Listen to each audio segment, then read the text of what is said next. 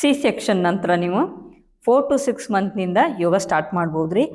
ಯೋಗ start ಮಾಡೋಕ್ಕಿಂತ ಮೊದಲು ನಿಮ್ಮ ಡಾಕ್ಟರ್ನ ಕನ್ಸಲ್ಟ್ ಮಾಡಿ ಅವ್ರ ಸಲಹೆ ಪಡೆದು ಯೋಗ ಸ್ಟಾರ್ಟ್ ಮಾಡಿರಿ. 9ನೇ ತಿಂಗಳಿಂದ ಏನೈತಲ್ಲ, ಸೊ ಎಲ್ಲರೂ ಯೋಗನ ಸ್ಟಾರ್ಟ್ ಮಾಡ್ಬೋದು.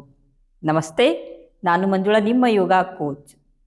ಸಿ ಸೆಕ್ಷನ್ ನಂತರ ಮಾಡುವಂಥ ಯೋಗ ಆಸನಗಳದ್ದು ಪಾರ್ಟ್ 2 ವಿಡಿಯೋ, ಈಗಾಗಲೇ ಪಾರ್ಟ್ 1 ವಿಡಿಯೋ ಕೂಡ ಇದೆ. ಸೊ ಅದ್ರಾಗ ಕುಳಿತು ಮಾಡೋ ಆಸನಗಳನ್ನು ಹೇಳಿದ್ದೀನಿ ರೀ.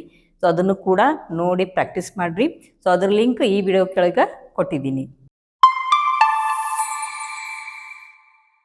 ಪಾರ್ಟ್ 2 ವಿಡಿಯೋದಾಗ ನಾವಿಲ್ಲೇ ಕ್ಯಾಟ್ ಆ್ಯಂಡ್ ಕೌ ಪೋಸನ್ನು ಕಲಿತಾ ಇದ್ದೀವಿ.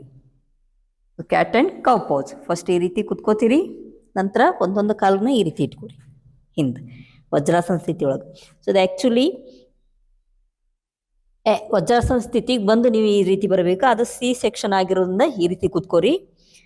ಸೊ ನೆಕ್ಸ್ಟ್ ಇಲ್ಲೇ ಟೇಬಲ್ ಟಾಪಿಕ್ ಪೋಸಿಗೆ ಬರ್ತೀರಿ ಈ ರೀತಿ. ಸ್ವಲ್ಪ ಪಾದಗಳು ಫ್ಲಾಟ್ ಇರಲಿ, ಆಮೇಲೆ ಹಿಪ್ಪು ಮತ್ತು ತೊಡೆ ಭಾಗ ಸ್ಟ್ರೇಟ್ ಇರಲಿ.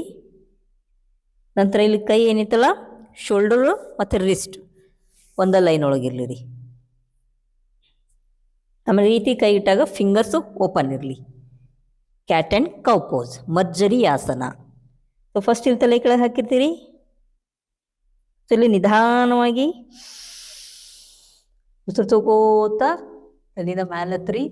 ಈ ರೀತಿ ದೃಷ್ಟಿ ಮೇಲಿರಲಿ. ಸೊ ಈ ರೀತಿ ಎತ್ತದಾಗ ಸೊ ಈ ಭಾಗ ಏನೈತಲ್ಲ ಕೆಳಗೆ ಹೋಗಿರ್ತೈತಿ, ಆಮೇಲೆ ಹಿಪ್ಪು ಒಳಗೆ ಬಂದಿರ್ತೈತಿ.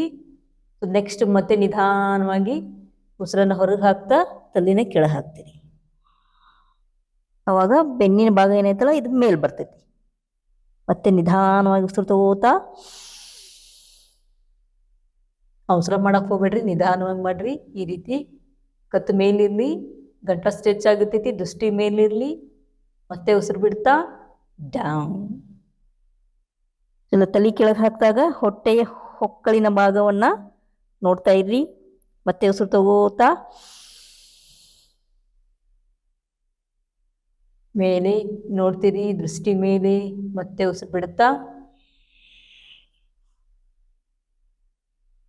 ಡೌನ್. ಆಮೇಲೆ ಇಲ್ಲಿ ಏನು ಮೇಲೆ ಈ ರೀತಿ ಹೋಗ್ತಿರ್ತಿರಲ್ಲ, ಸೊ ಹೊಟ್ಟೆ ಮೇಲೆ ಭಾಳ ಪ್ರೆಷರ್ ಹಾಕೋಬೇಡ್ರಿ. ಸೊ ಇದು ಸೌಮ್ಯವಾದ ವ್ಯಾಯಾಮ ಹೌದ್ರಿ, ಅದ್ರ ನೀವು ಜಾಸ್ತಿ ಪ್ರೆಷರ್ ಹಾಕಕ್ಕೆ ಹೋಗ್ಬೇಡ್ರಿ. ಈ ರೀತಿ ಹೋದಾಗ ನಿಧಾನವಾಗಿ ಮಾಡ್ರಿ.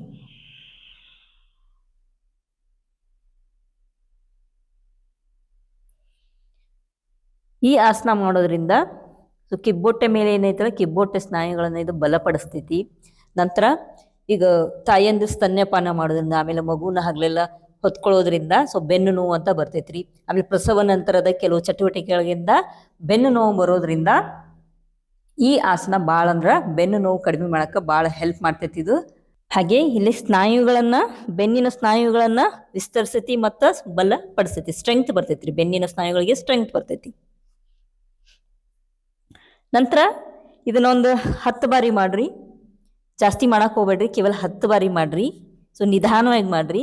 ಸೊ ಇದೊಂದು 10 ಬಾರಿ ಆದಮೇಲೆ ಮತ್ತೆ ಇದೇ ಸ್ಥಿತಿಯೊಳಗೆ ಇನ್ನೊಂದು ರೀತಿ ಮಾಡ್ರಿ. ಏನಂತಂದ್ರೆ ಫಸ್ಟ್ ಇಲ್ಲೇ ತಲೆ ಕೆಳಗೆ ಹಾಕ್ರಿ, ಅಥವಾ ಎದುರಿಗೆ ನೋಡ್ರಿ. ಎದುರಿಗೆ ನೋಡಿದ್ರೆ ಇನ್ನೂ ಚಲೋ.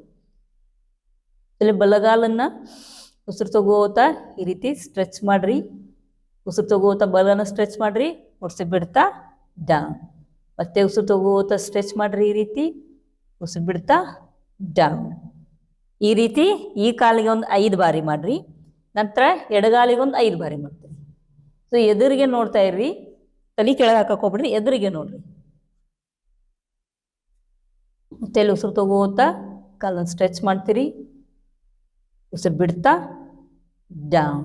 ನಿಧಾನವಾಗಿ ಮಾಡ್ರಿ. ಉಸಿರು ತಗೋತಾ ಕಾಲು ಸ್ಟ್ರೆಚ್ ಮಾಡ್ರಿ, ಉಸಿರು ಬಿಡ್ತಾ ಡೌನ್. ಒಂದು 5 ಬಾರಿ ಮಾಡ್ರಿ. ನಂತರ 5ನೇ ಬಾರಿಗೆ ಉಸಿರು ತಗೋತಾ ಈ ರೀತಿ ಕಾಲು ಚಾಚಿರ್ತಿರಲ್ಲ, ಹಿಂಗೆ ಸ್ಟ್ರೆಚ್ ಮಾಡಿರ್ತೀರಿ. ಸೊ ಇಲ್ಲಿ ಉಸಿರನ್ನು ಬಿಡ್ತೀರಿ 5ನೇ ಬಾರಿಗೆ. ಆಮೇಲೆ ಇಲ್ಲೇ ಸ್ಟೇ ಆಗಿ ಇದೇ ಸ್ಥಿತಿಯೊಳಗೆ ಸ್ಟೇ ಆಗ್ರಿ.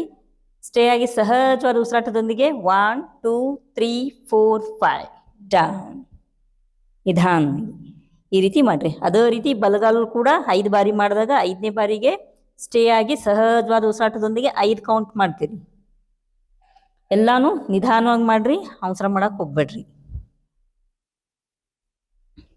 ನಂತರ ಇದಿಷ್ಟು ಆದಮೇಲೆ ಇಲ್ಲೇ ಎರಡೂ ಕಾಲುಗಳನ್ನ ಅಂದ್ರೆ ಕಾಲಿನ ಹೆಬ್ಬೆರಳನ್ನ ಹೊಂದ್ಕೊಂಡು ಟಚ್ ಮಾಡ್ಕೋರಿ. ನಂತರ ಇಲ್ಲಿ ಕಾಲನ್ನು ಸ್ವಲ್ಪ ಹತ್ತಿರ ತೊಗೊಂಡ್ಬಂದು ಈ ಸ್ಥಿತಿಯೊಳಗೆ ಮಲ್ಕೋತೀರಿ. ಚೈಲ್ಡ್ ಪೋಸ್ಚರ್ ಒಳಗೆ ಈ ರೀತಿ ಮಲ್ಕೋರಿ. ಇಲ್ಲೊಂದು 2 ಸೆಕೆಂಡ್ಸ್ ಮಲ್ಕೊಂಡು ನಂತರ ವಾಪಸ್ ಬಂದು ಶವಾಸನ ಸ್ಥಿತಿಯೊಳಗೆ ಮಲ್ಕೋರಿ. ಈ ಆಸನ ಬೆನ್ನು ನೋವಿಗೆ ಭಾಳ ಹೆಲ್ಪ್ ಆಕೈತ್ರಿ. ನಿಧಾನವಾಗಿ ಮಾಡಿರಿ, ಅವಸರ ಮಾಡಕ್ಕೆ ಹೋಗ್ಬೇಡ್ರಿ. ಈ ವಿಡಿಯೋ ಇಷ್ಟ ಆದಲ್ಲಿ ಲೈಕ್ ಮಾಡಿರಿ, ಶೇರ್ ಮಾಡಿರಿ, ಸಬ್ಸ್ಕ್ರೈಬ್ ಮಾಡಿರಿ ಮತ್ತು ನಿಮ್ಮ ಅನಿಸಿಕೆಗಳನ್ನು ಕಮೆಂಟ್ ಮೂಲಕ ತಿಳಿಸಿರಿ. ಯೋಗ ಸಾಧನೆಗೆ ಜಯವಾಗಲಿ.